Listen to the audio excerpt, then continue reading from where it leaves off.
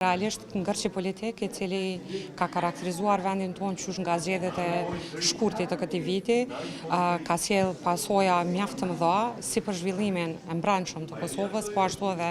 për kredibilitetin e Kosovës në aspektin ndërkombëtar dhe ka dëmtuar realisht procese si të mbrëmshme ashtu edhe ato të jashtme që lidhen shumë ngushtë me reformat që Kosova duhet të kalojë. Më lejo të theksoj këtu që një ndër kryesorët që ne kemi thënë që është rrezikuar është realisht plani I rritjes, qysh nga maji kemi bërë thirrje që nëse nuk kemi një qeveri stabile dhe institucione të krijuara, Kosova rrezikon seriozisht që këto mjete të ketë vonesa mjaft të mëdha që do të ndikonin në përfitimin e planit të rritjes që janë diku rreth mbi 800 milion euro edhe që Kosova përfiton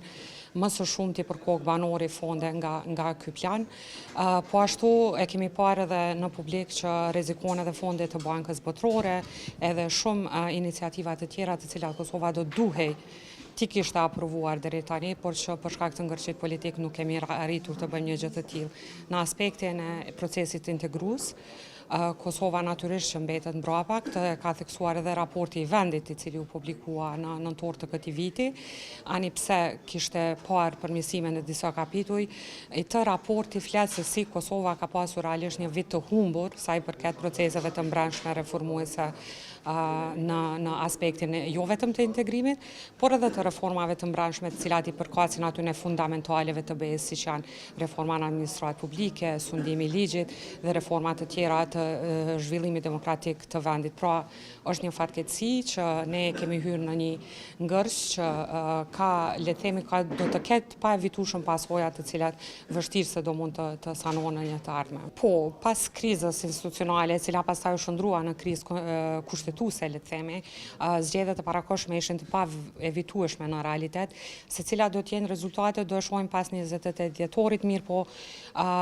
I gjithë spektri politik në Kosovë duhet të ketë parasysh një gjë që janë disa çështje që janë shumë të rëndësishme për Kosovën dhe që e tejkalojnë agjendën partijake dhe kërkojnë një konsensus më të gjerë politik. E këtu mund të përmendim anëtarësimin e Kosovës në Këshillin